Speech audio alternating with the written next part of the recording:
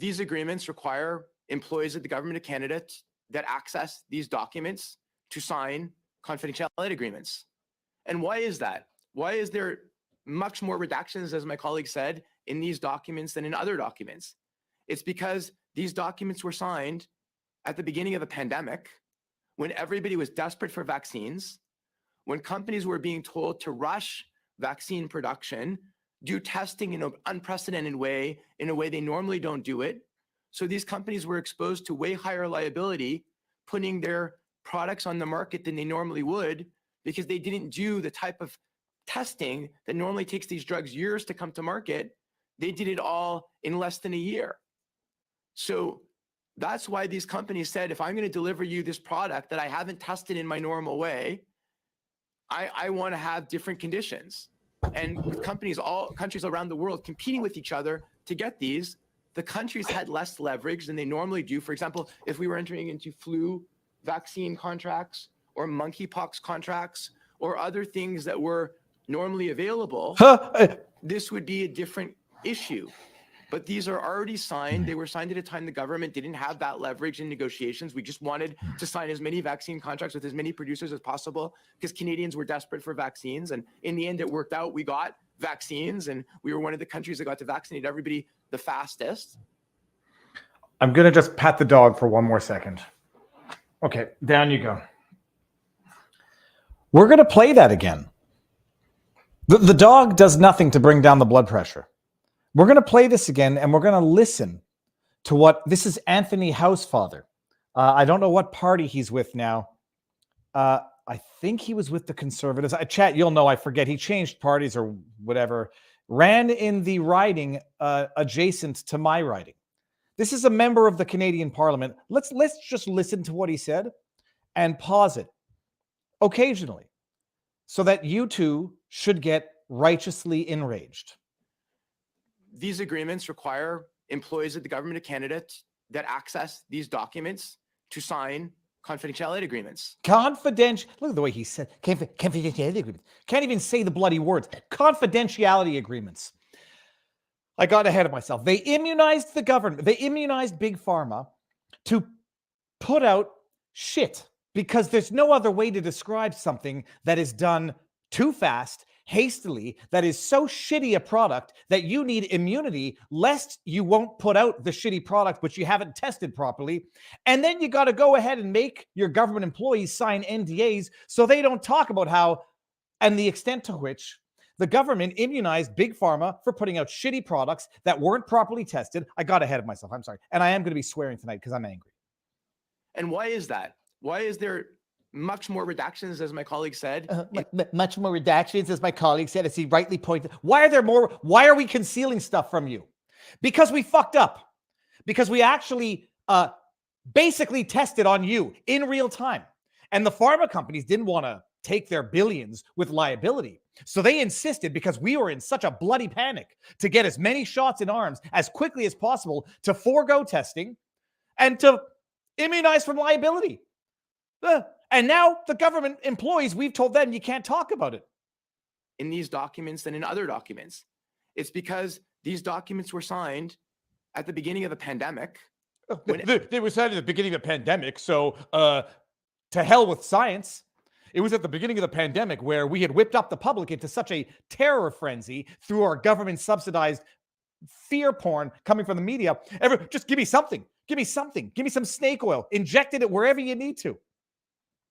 Oh, Everybody was desperate for vaccines. Everyone was desperate for vaccines. Yeah. Maybe that had something to do with potentially, not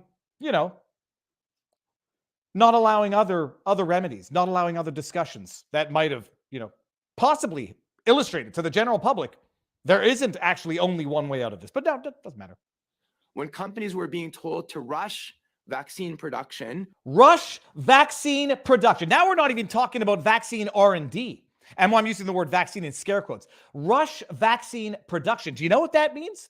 That means, do you remember when AstraZeneca had to recall like 1 million, I forget which one, it was AstraZeneca or Moderna. It wasn't just that they rushed testing. They rushed production. Hey, YouTube, middle finger up your nose. This is not me saying it. This is Anthony Housefather rushing production. Let me just make sure I heard that right. Rush vaccine production. Oh yeah, that's right. They rushed vaccine production. We're doing it so fast. If there happens to be like impurities, if there happens to be like shavings from production, if it happens to be not meet quality control, well, we don't want to be sued for that. Oh, we're in such a terror. Let's bypass testing, rush production, just get something out there because we need it, because the government said so. Do testing in an unprecedented way, in a way they normally don't do it. Do testing in an unprecedented way, in a way they normally don't do. Do you know what that means? Oh, in a way they don't ordinarily do it? You mean like testing it on humans in real time? Pull up the video from Obama admitting this. Unprecedented manner, in a way they don't normally do it. YouTube, middle finger up your nose, but let's hear it again. In a way they normally don't do it. So these companies were exposed to way higher liability, putting their products on the market than they normally would, because they didn't do the type of testing that normally takes these drugs years to come to market. Oh, I'm sorry, Mr. Housefather. I think I remember people being booted from YouTube for saying what you just said 2.5 years ago. How the hell are you saying safe and effective when it hasn't been tested properly, when it hasn't been on the market for long enough? Let me just hear that again. Do the type of testing that normally takes these drugs years to come to market. They did it all in less than a year. Or they just didn't do it. As Pfizer basically admitted, we never tested for a transmission. Or they just didn't do it, Anthony Housefather. And you and your government employees have a hand in what is, as I've said now, nothing less than fraud and nothing less than human experimentation. And by the way, I'm in that sample group. So I have some skin in the game. So that's why these companies said, if I'm going to deliver you this product that Shit. I haven't tested in my normal way. If I'm going to experiment on you and you grow a third arm, don't sue me. I'm not doing it unless you immunize me, but I'll take your money also while I'm at it. Oh, I'm sorry. It's not your money. It's my money. I want to have different conditions.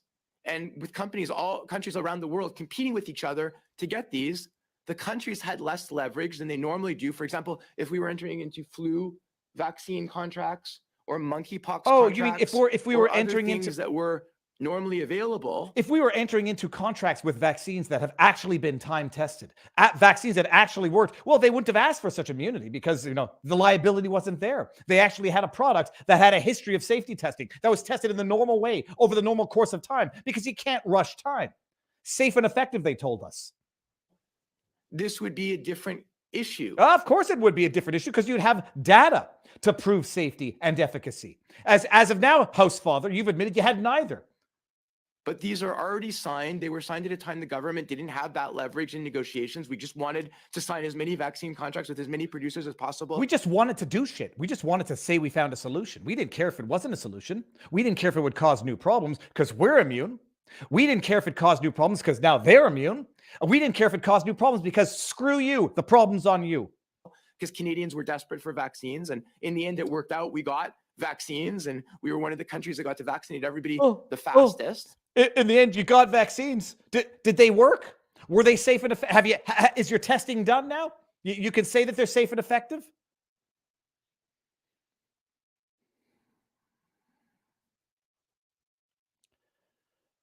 No. There's no comment. When I was a kid, I was reading Peace in Every Step, a book written by the Buddha. And I remember being in the Gaspésie on a family vacation, and it was so sweltering hot.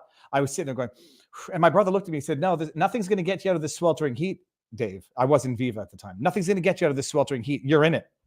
We're in it now. I don't want to say MFers, but I'm thinking it. Admit, in something which I think up until now probably got minimal viewership. I found this tweet. I have to see who I got the original tweet from. I suspect many people haven't seen that video of Anthony Housefather basically admitting the government immunized pharmaceutical companies because they didn't test it properly. They didn't go through their ordinary standards. They were rushing production, and they're like, well, if we're going to do this, we're going to give you the solution. We're going to give you the vaccines that you so desperately need to get out of this. Roll up your sleeves and get as many into as many arms as fast as possible. Well, we can't test it. Well, immunize us. It's criminal, in my humble opinion. It is a criminal enterprise, in my humble opinion. Oh. There's a sponsor to today's video. But before we even get into that, I say it's a criminal enterprise. Jim Brewer, I said as a joke, I've always liked him. Now I love him. What makes me crazy isn't that a well-orchestrated, marketed, funded way to murder? At the end of the day, like to purposely keep people from getting healthy and actually stopping people. What if your mother that's your angel in your life, and what's being forced and threatened and ridiculed and shamed is that child or that husband, and they do it. And the people that created all this, let's not pretend they don't exist. The people that created this, they knew exactly what they were doing because they planned this in steps. You're not that smart to pull this off without really putting a lot of logic into this. And to me, that's murder. I don't know how you explain it in any other way.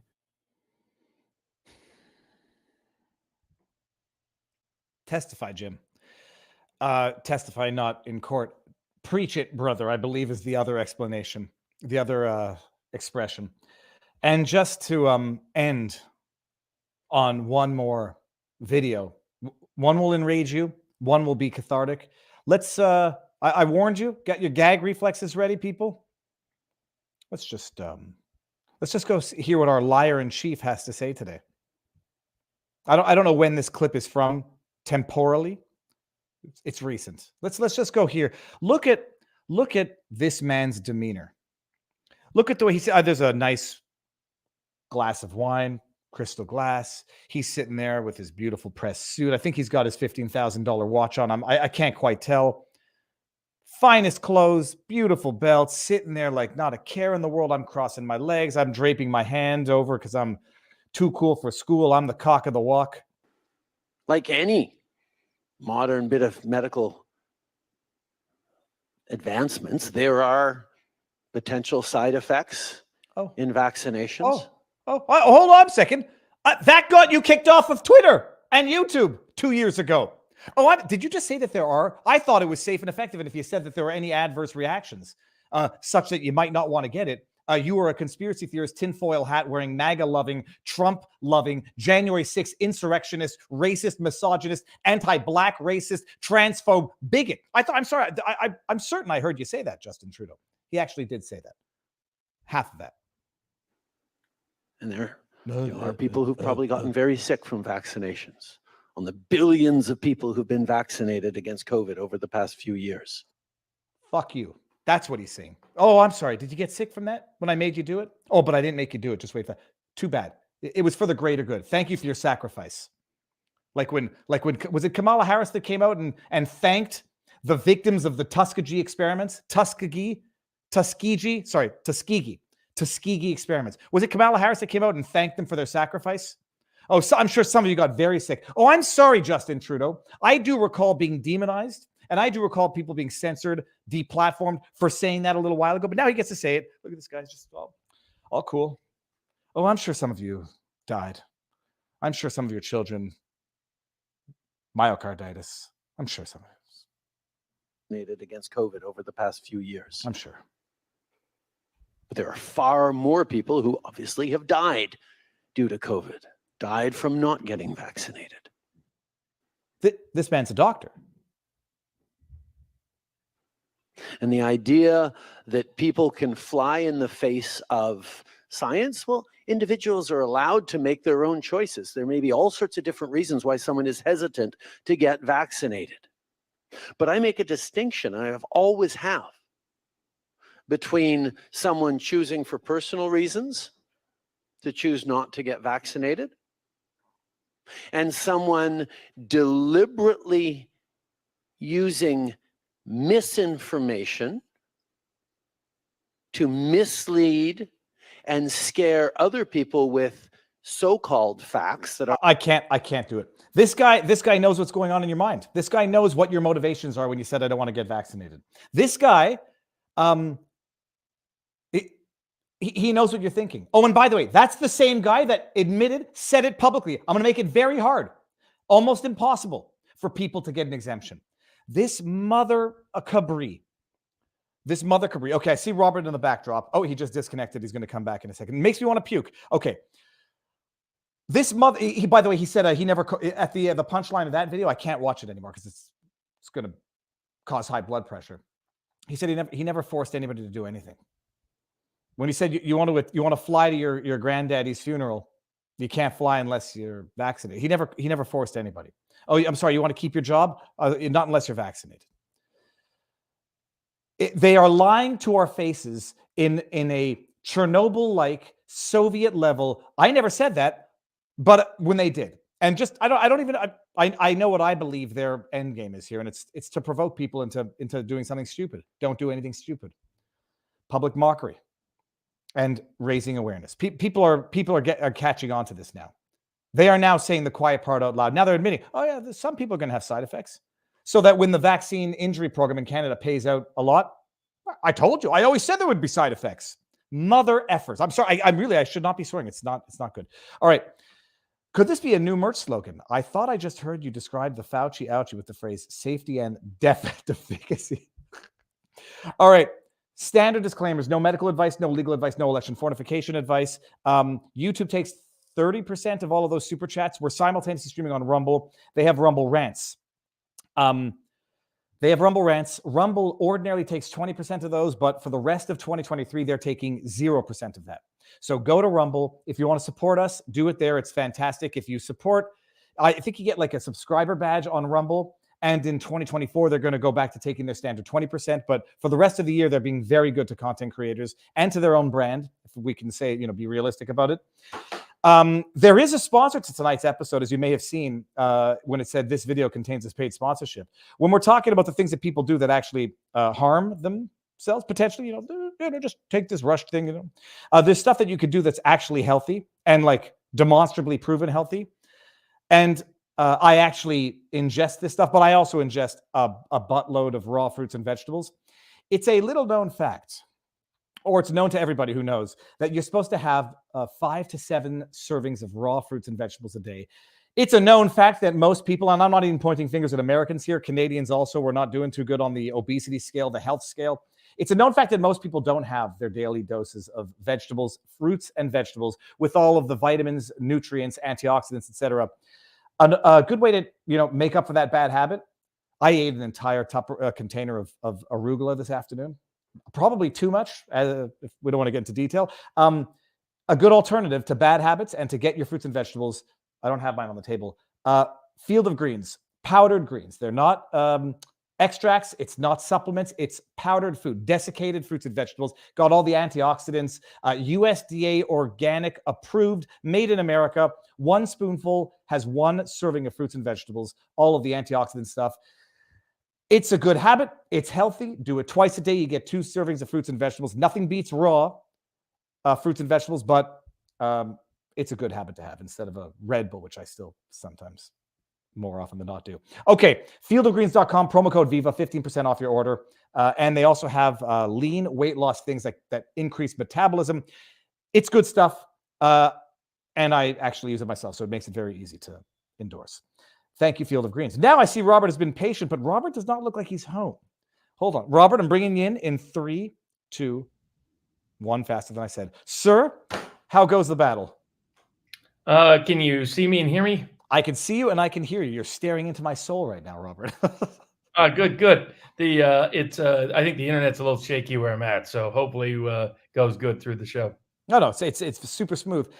May I ask where you are? Are you still where we saw each other yesterday? No. I'm in Dallas here for a Hillsdale event. Going to be speaking tomorrow at they do a range of Hillsdale College does a range of speaking events throughout the country for their members and alumni and donors. Hillsdale's great college. It was actually started as an anti-slavery institution and refuses to take federal funds. So they use these events to help raise the funds for their students to go through. They're one of the few colleges of their caliber that doesn't take any federal money or the strings that come with that. Fantastic. And Robert, I'll say, look, we had our meet and greet on what was it called? What was the boat called? The Princess. The Southern Belle. The Southern Belle. I keep thinking. We had our meet and greet Saturday night on the Southern Belle Tennessee boat tour, and then we had the after party on the barge. It was phenomenal. There was a unexpected event, which I'll talk about later. I just need to make, I want to get some stuff clarified before, and then see, we'll talk about it later, because it was unexpected. But the event itself, that aside, was amazing. You gave me, a historical, cultural, political tour and geographical tour of Chattanooga, Tennessee, where I can now appreciate seeing the impact of politics and policies on small town America, not in a judgmental way, just in terms of like the last places to actually see the impact of decisions, of policies, of court decisions. It was fascinating, eye-opening. I'll talk about it more tomorrow when I go live without you, but we don't need to go over the massive list real quick, Robert. What do we talk about? What do we have on the list tonight?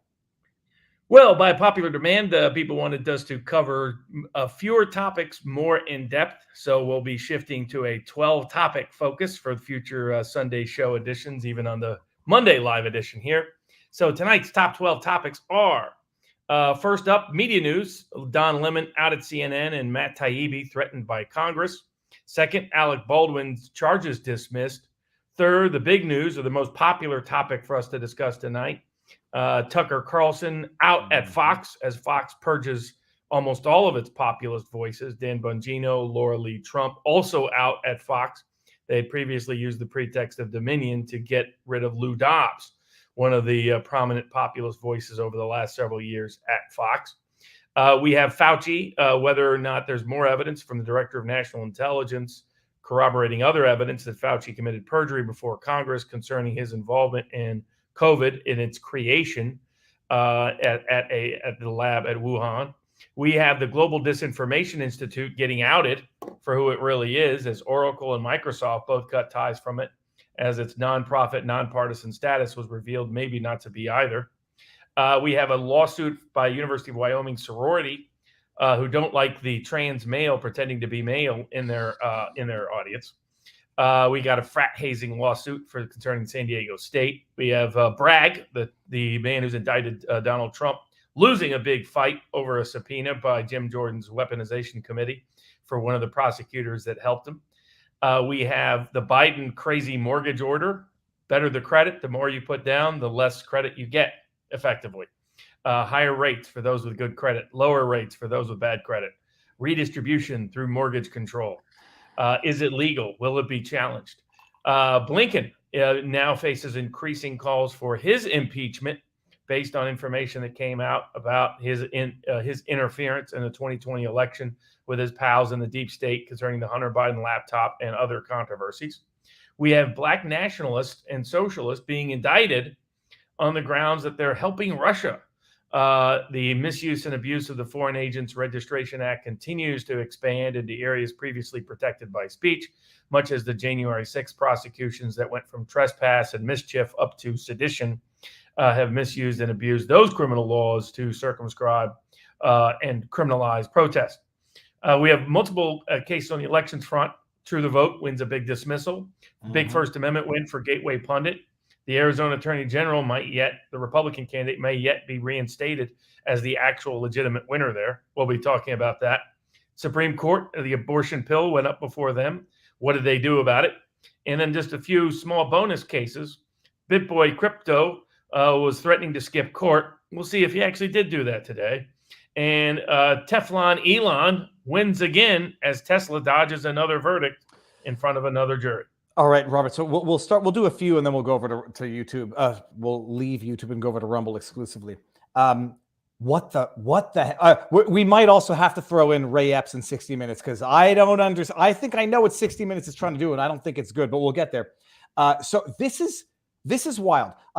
CNN apparently dropped. Well, they dropped Don Lemon today, same day as Fox News apparently dropping Tucker Carlson. But I have my questions about that in a second. What is that, Robert? Oh, that's an ST. That looks like T. Okay. and we'll get to Taibbi. So what is going on? The Don Lemon versus Tucker Carlson being dismissed by their respective networks are wildly different. Like Tucker Carlson, I think has been liberated, whereas I think Don Lemon has been let go. I mean, what is your take on what's going on? Because I don't think these two are comparable. So yeah, I think if you look at Don Lemon, he's clearly planning on bringing a lawsuit by the nature of his statements. He said that he was released today without a meeting from management. CNN then came out and said that Don Lemon was lying. Glenn Greenwald commented on how the lawsuit is coming soon.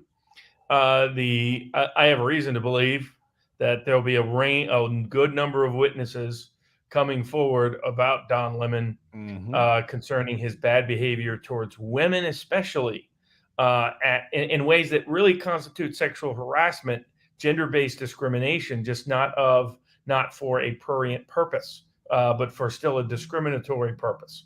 I think people will be shocked to know how many women experienced bad behavior by Don Lemon during his tenure there. It was a different kind of Me Too discrimination by Don Lemon, and I can't say where I may have got that information. Let me refresh everybody's memory.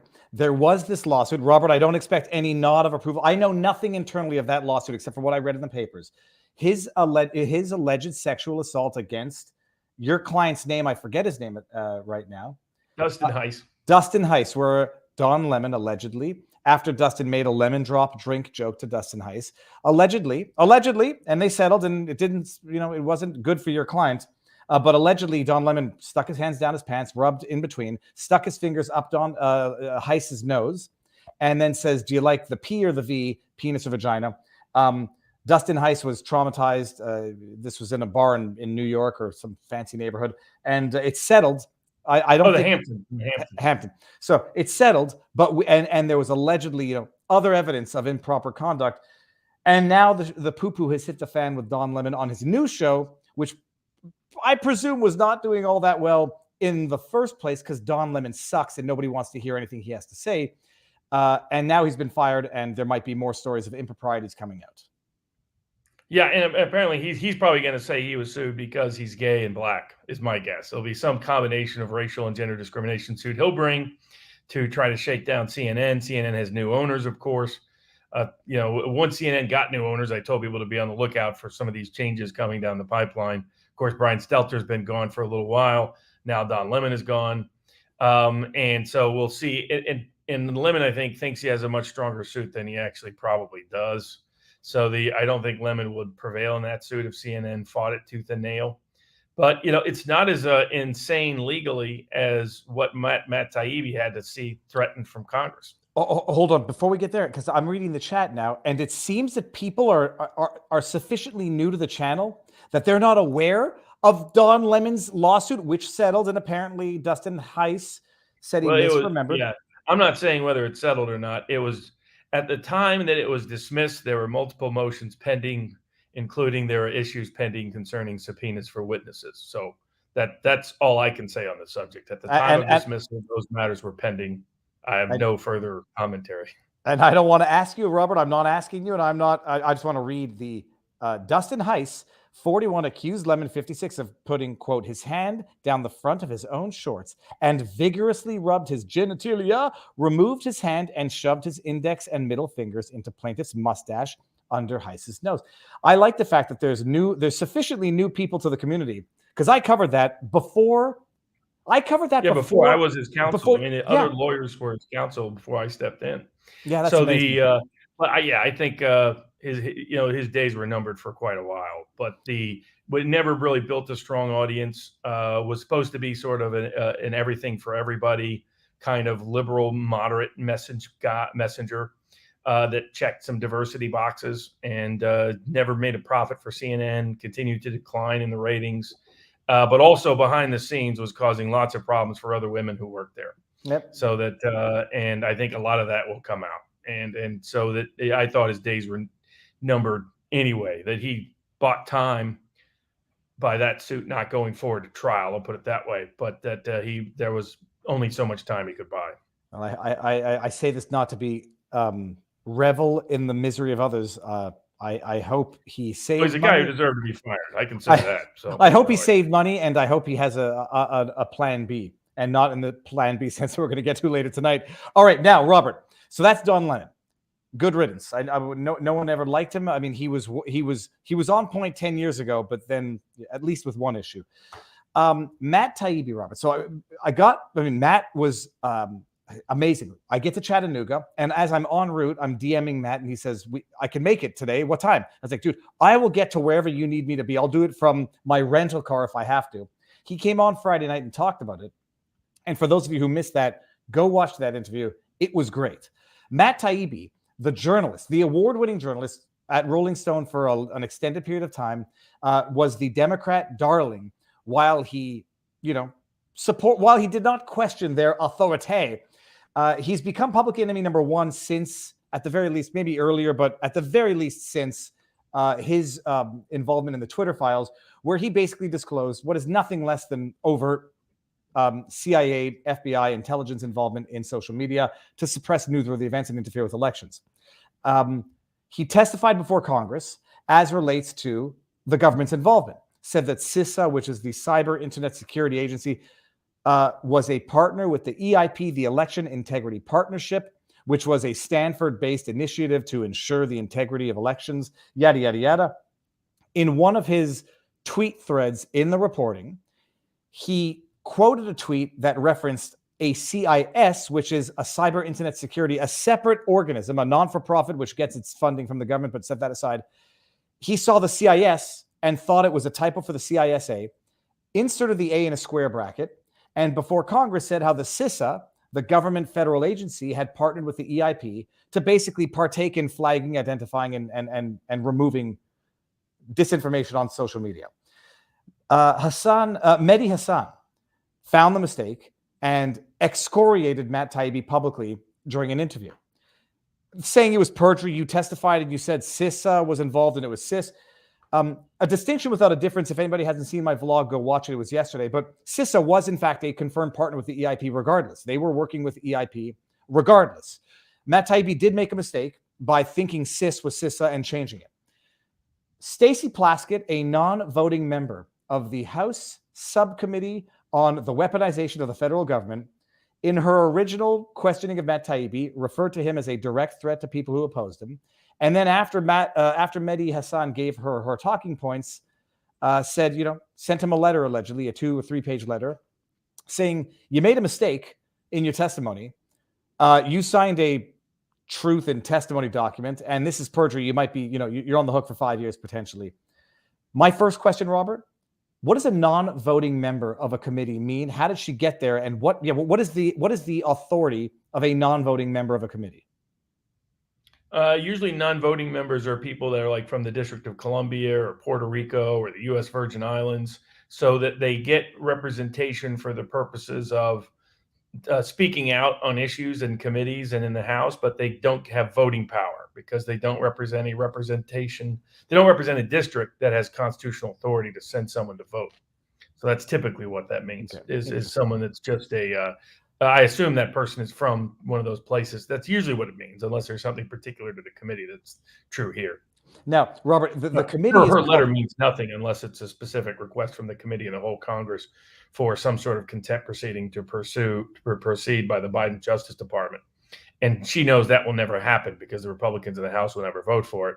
Of course, on top of that, Taibbi didn't do anything wrong, didn't do anything criminal at all. Finding a typo is not exactly the biggest crime in the world, nor is it a crime to begin with. I say it was his thought it was a typo, and he subsequently corrected it as far as I know, as soon as he was made aware of it.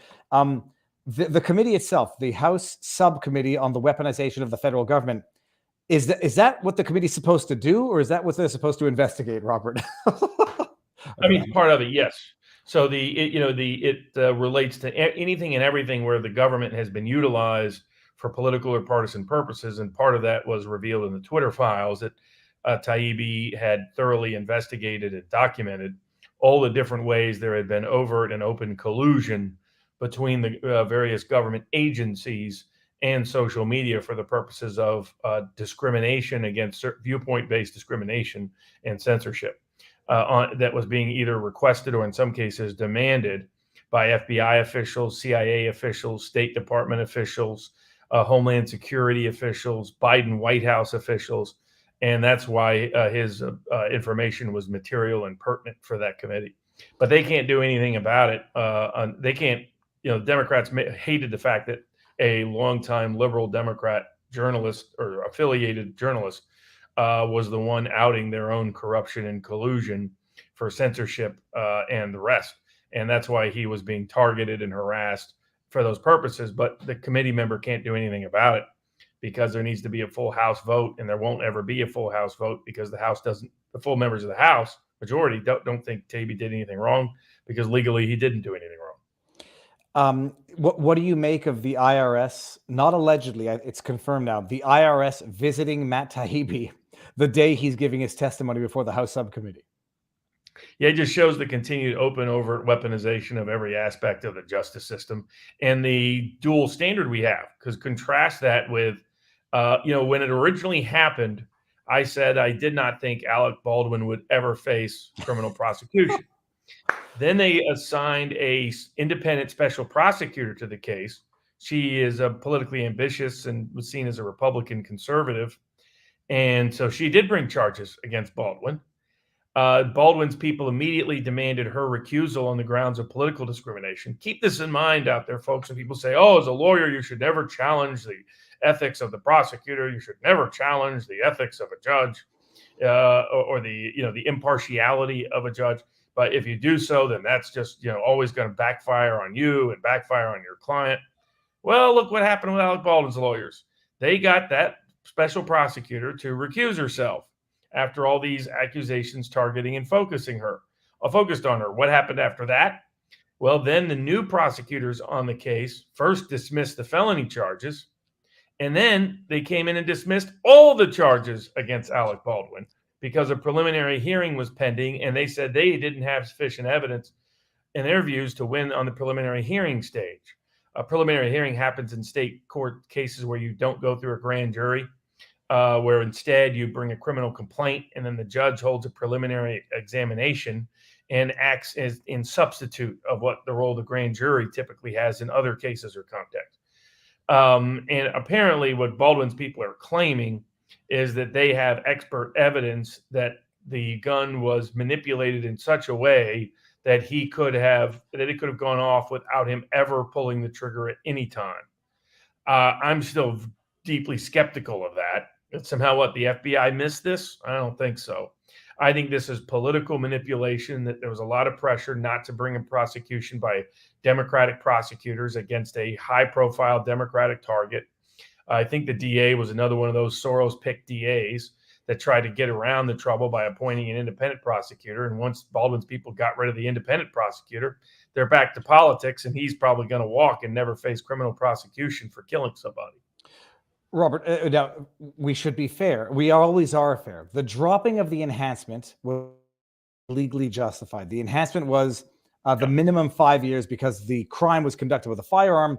Where what was the rationale as to why that was the enhancement was wrong? The problem was they had changed the enhancement laws after the incident occurred. Okay, so dropping the enhancement was fine and legally justified. It dropping the charges, are these permanently dropped, or can they go back and okay, explain that. Their official explanation is that they're just stepping back to reinvestigate Baldwin's new claims that they didn't have time to do prior to the preliminary hearing, and they have the full authority they're only dismissed without prejudice, and they have the full authority to renew those charges wherever and whenever they want, as long as it's within the statute of limitations. I am deeply skeptical that they plan on doing it, that they will ever do so. I think they're going to monitor and measure the court of public opinion's response. And if there isn't a lot of outrage that they hear, they won't prosecute them. But you have the same thing in the States. If you don't bring criminal charges in a reasonable period of time, then they are basically moot, stayed, whatever the term is. I mean, it's been now, it's well over a year. Probably the statute of limitations, probably 5 years, 6 years. So they probably have plenty of time. Outrageous. So he'll walk.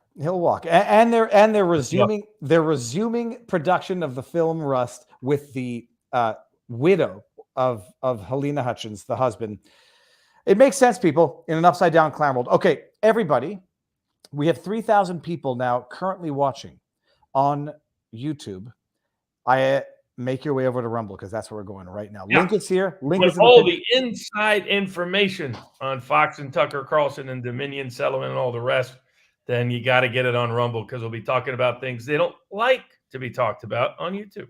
I'll still publish the highlight to YouTube tomorrow. You'll have to wait if you're going to be stubbornly not going to Rumble. Go to Rumble right now, or you can go to vivabarneslaw.locals.com. It's live there as well. Ending on YouTube in 3. No, not view on. Jeez, I thought I just ended the stream. Such an idiot. End in 3, 2,